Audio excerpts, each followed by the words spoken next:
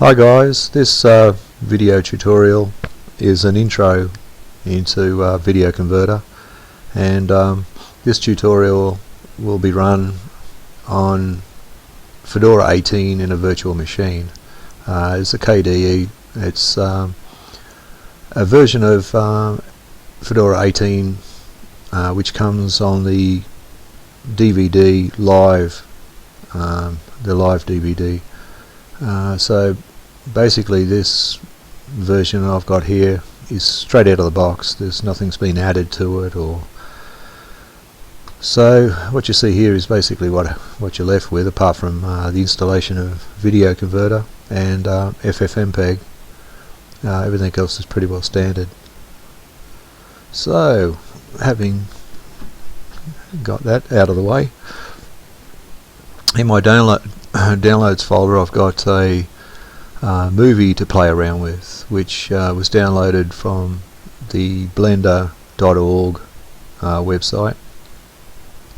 It's an open source video, so you're freely allowed to download it and play around with it and whatever, so you don't have to worry about breaking any copyrights while you're playing around with it. So I've downloaded that. It's pretty big, about almost 700 megabytes. But there are a couple of ways to open this in VideoConverter. You can open VideoConverter and then you can drag and drop it directly into it, and then it's in there. Or you can right click and you can go down and click on convert video, and that'll open it. That's the two basic ways to use VideoConverter on a file. So once you've got the file open in VideoConverter, first up, what happens is it gets added to the list, the encode list. That's on the first tab. There's a lot of tabs along the top here. We'll go through them quickly, one at a time, shortly. But the first tab's the encode tab. Every time you drag media files like movies or audio files onto VideoConverter, they'll all end up in here. Okay, unless they're a JPEG picture or a PNG or whatever, then they'll end up in here. If it's a DVD TS file, they'll end up in here. So once we've got the a media file in here that we want to play around with, the very basics of VideoConverter are converting videos. So we've got a video in here now. It's a .mov,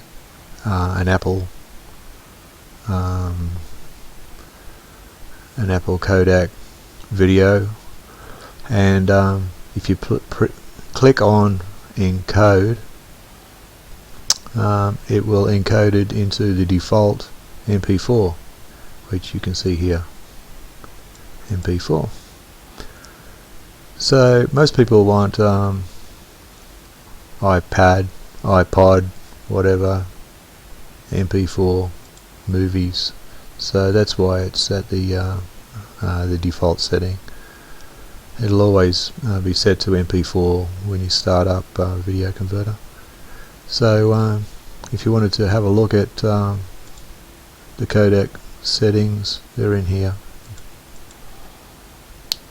under the general tab under encoder. So without any other mucking around, to encode this, you click on the encode button. What that'll do is, in the same folder which the original one lives, it will produce this guy here, which is an MP4. So it would have converted MOV into MP4. That's the basics of the video converter program. If you want to have a look at what it's going to look like before you encode it, commit to encoding, you can just right click in this area here. Don't have to right click on the actual media file. So long as the media file is selected, you can right click. You can go down to play encoded or play encoded clip, and what those two options are is it will play in real time what the outcome will be, what it'll look like based on the settings that you've got in here and in here. So in other words, if I go down and play encoded, starts to play it. It'll be a bit slower because we're in a virtual machine. Here we go. And what's happening here is FF play, part of FFmpeg, starts to play the resulting movie, which is exactly what it's going to produce if you press that encode button. But it's very jagged and slow and jerky and whatever at the moment because we're on a virtual machine and we're recording. On a real machine this is very fast. You won't be able to see this jerkiness. But anyway, this is just a video. It's just a rough idea of what's going on. So close the playback by hitting cancel here rather than closing it here.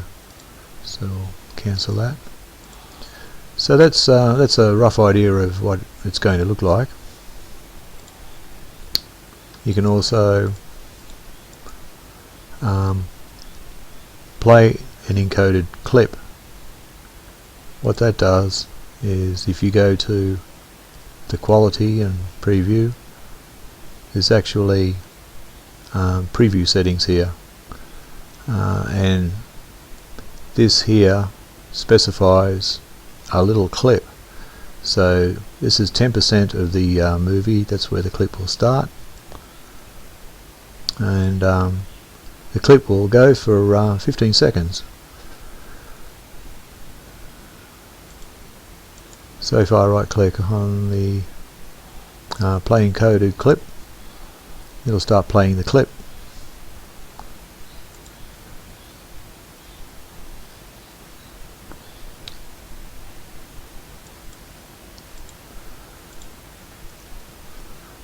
Other options include encode selected file, which is similar to this encode button if there's one file in the list. But if you've got, say, more than one file in this list, say you've got 10 movie files, if you click on the encode button, it'll encode the whole lot, one after the other. At the top of the list first, then the next one in line.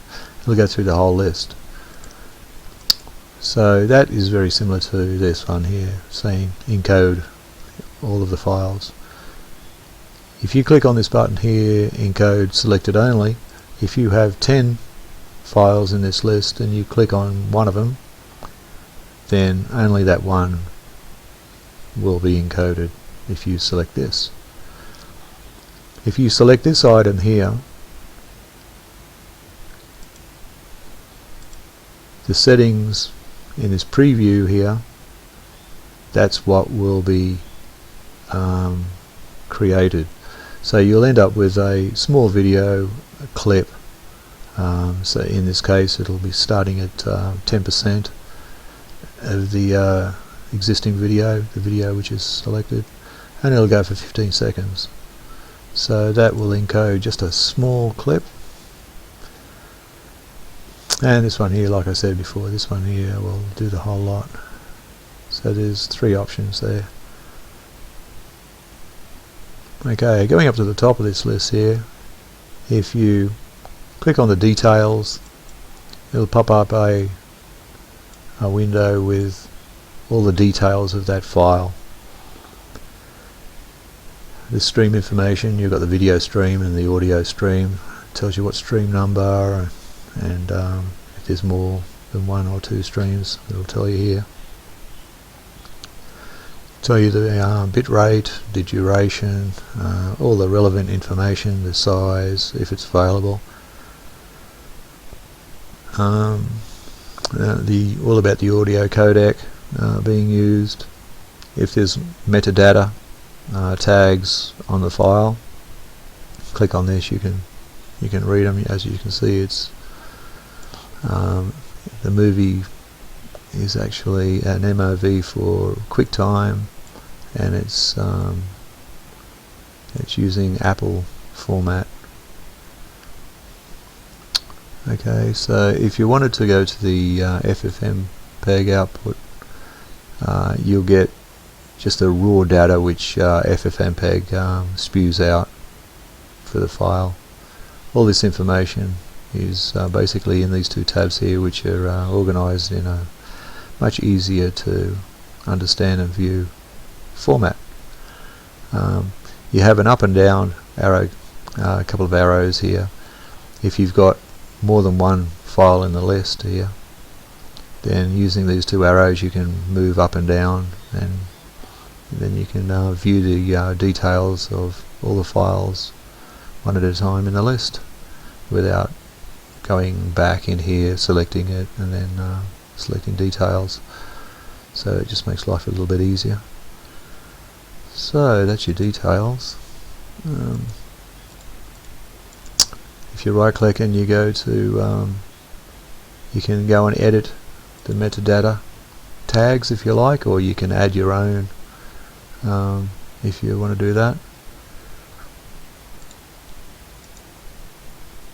You can add filters, play around with filters by clicking the filter organizer. This filter organizer will be relevant to the file which is selected. It can only be on one file at a time. That file here is the one that is selected, and you've got video filters and audio filters here. So if I wanted to say put a box blur filter on that video, I could just select it out of this list. These are the available filters in that list. Just click on add and then edit. You have to edit. And this filter settings, all the filter settings have their own unique variation, but by moving these around you can blur it out using this box blur filter. Increase the power, and that's the box blur filter. So you can play a little preview of what it will look like. So just take a moment. There we go. So this is all blurred out.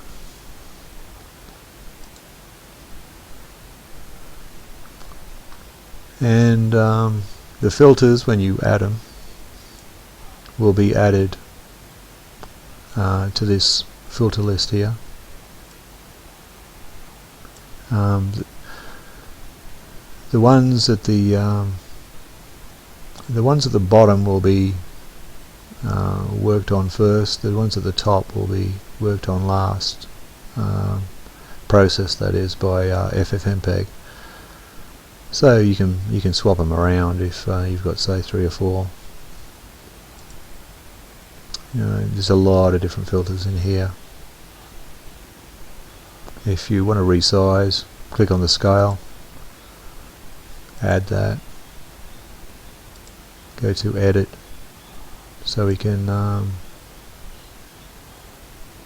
change the scale. If you wanted to say make it a bit smaller, but maintain the aspect ratio. Just click on those two, click on OK, and now it's going to be reduced. So if I click on OK, I can still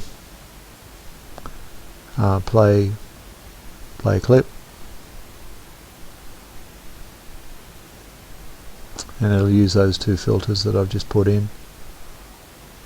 There it is. It's reduced the size of it now. It's much smaller.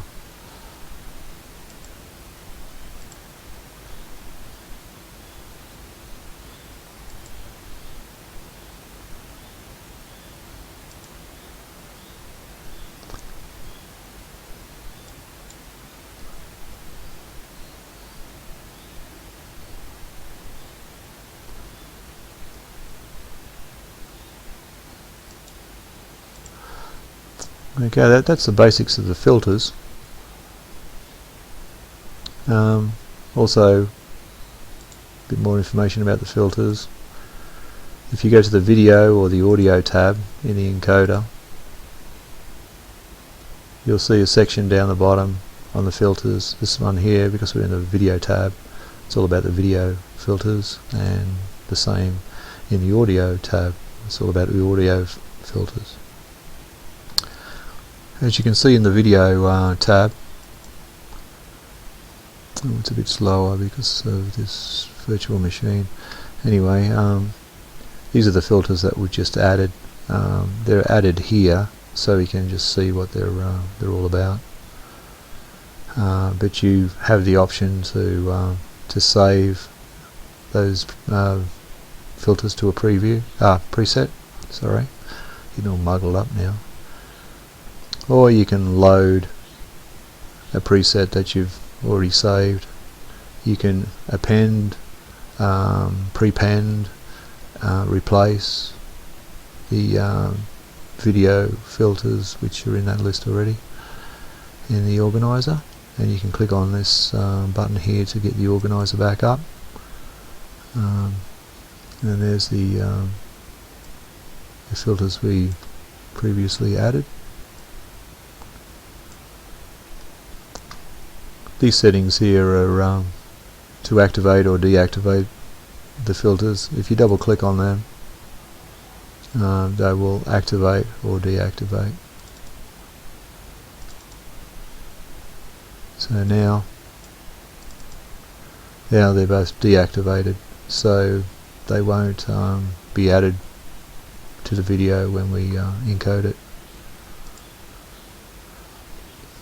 It's a good way of keeping your filters. As you can see, they're not here anymore, but they're still in the organizer.